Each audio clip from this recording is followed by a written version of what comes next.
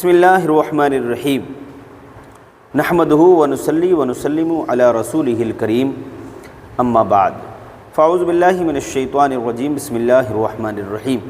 میرے پیارے عزیز ساتھیوں، میرے پیارے بھائیوں، میری پیاری بہنوں، آج آپ کو غسل کرنے کا طریقہ بتاؤں گا۔ غسل کیسے کرتے ہیں، غسل کرنے کا طریقہ کیا ہے، اس لیے کہ غسل آپ کا صحیح نہیں ہوگا تو نماز نہیں ہوگی۔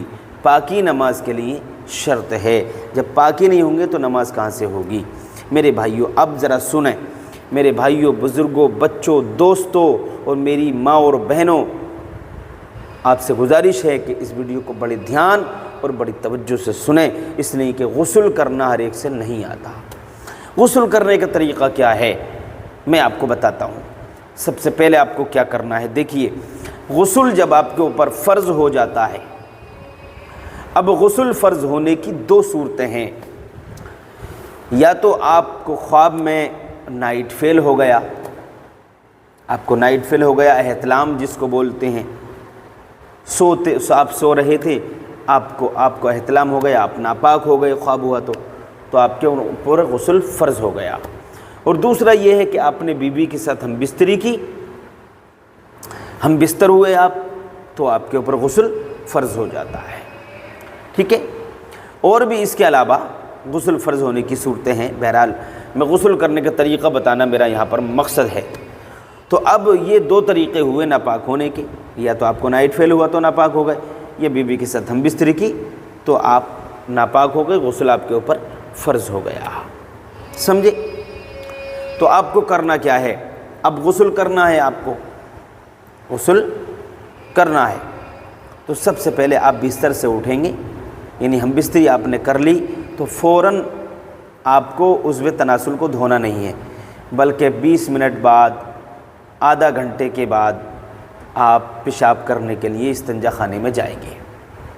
اور جب استنجا کرنے جائیں گے آپ، ارادہ آپ کا ہوگا پیشاب کرنے کا، استنجا کرنے کا، تو سب سے پہلے آپ جب پہنچیں گے نل پر یا ٹونٹی پر تو سب سے پہلے اپنے ہاتھوں کو دھو لیں۔ سب سے پہلے بستر سے اٹھ کے اپنے ہاتھوں کو دھو لیجیے، اتنے گھٹوں تک ہاتھ اپنے دھو لیے۔ اس کے بعد آپ ٹوٹی لگا ہوئی تھی تو اس میں پہنچ گئے، آپ پیشاب خانے میں پہنچ گئے، یا ٹوائلٹ کی جگہ پر آپ پیشاب کر رہے ہیں وہاں پہنچ گئے، ٹوائلٹ خانے میں آپ پہنچ گئے، تو وہاں پر جانے کے بعد میں آپ نے پیشاب کیا، اس کے بعد استنجا کر لیا، وہ دھو دی جگہ، دھل گئی۔ پیشاب کرنا اس لیے ضروری ہے کہ جب آپ نے بیوی کے ساتھ ہم بستری کی، آپ کو نائٹ فیل ہوا تو وہ جو منی پیشاب کی نالی میں رک گئی تھی وہ پیشاب کے ذریعے نکل جائے گی۔ پیشاب ضرور کر لیں نہانے سے پہلے۔ تو آپ نے پیشاب کر لیا، استنجا کر لیا، اب آپ نہانے کے لیے غسل خانے میں پہنچ گئے تو سب سے پہلے آپ کو اپنا آدھا جسم، آدھا دھڑ دھونا ہے ناف تک، اور ظاہری نجاست اگر کہیں لگی ہے، ظاہری ناپاکی، ظاہری غلاظت کہیں پر لگی ہوئی ہے، ناپاکی لگی ہوئی ہے تو اس کو صاف کر لیں گے۔ آدھا دھڑ دھو لیا آپ نے۔ اب آپ کو کرنا یہ ہے کہ آپ سب سے پہلے غرارے کے ساتھ کلی کریں گے 3 مرتبہ، ایسے کلی کریں گے کہ آنکھ سے آنسو نکل جائے، خوب اچھے انداز میں پیٹ کی آنتیں چلیں، کم سے کم اچھے سے 3 مرتبہ کلی کر لیجئے۔ 3 مرتبہ جب کلی آپ کی اچھے سے غرارے کے ساتھ ہو جائے، اور ہاں یہاں پر ایک بات اور بتا دوں، رمضان میں روزہ آپ کا اگر ہے تو غرارہ نہیں کریں گے۔ روزہ اگر آپ کا ہے، آپ کو نائٹ فیل ہو گیا، روزے کی حالت میں آپ تھے، تو پھر روزے کی حالت میں اگر آپ غسل، کہنے کا مقصد یہ ہے، روزے کی حالت میں غسل اگر آپ کریں، آپ کے اوپر غسل فرض تھا اور غسل کر رہے ہیں تو غرارہ نہیں کریں گے روزے میں، اور روزہ نہیں ہے تو غرارہ کریں گے۔ 3 مرتبہ آپ نے کلی کر لی، ایک فرض ہو گیا غسل کا، پہلا فرض ہے کلی کرنا۔ اب دوسرا فرض ہے ناک میں پانی چڑھانا، ناک میں پانی چڑھانا، ناک کی ملائم ہڈی تک، کہ ناک میں مرچیں لگ جائیں۔ اب پانی چڑھانے کا مطلب یہ ہے کہ آپ نے ہتھیلی پر پانی رکھا اور یہاں لگایا اور اوپر کو سانس لیا، ایسا کر کے خوب پانی چڑھ جائے، اس کو 3 مرتبہ چڑھا کر کے اور اس طریقے سے کر کے اس کو صاف کر لیجئے، اس کو بڑھیا سے ناک کو دھو لیجئے، دھل لیجئے۔ اب یہ 2 فرض ہو گئے۔ اب اس کے بعد میں نمبر آتا ہے تیسرے فرض کا۔ تیسرے فرض کا نمبر آتا ہے لیکن اس کے بعد آپ کو یہ کرنا ہے کہ آپ کو چہرہ دھونا ہے. ابھی چہرہ دھو لیجئے. اب وضو کر رہے ہیں آپ, غسل میں وضو کر رہے ہیں, چہرہ دھو رہے ہیں. چہرہ دھونے کے بعد میں آپ کو دونوں ہاتھ کونیوں سمیت دھونا ہے. پھر آپ کو سر کا مسح کرنا ہے. پھر آپ کو پیر دھونا ہے. اور اگر ایسی جگہ پر آپ نہا رہے ہیں کہ جہاں پر پانی رک رہا ہے تو اس وقت میں آپ پیر نہیں دھوئیں گے.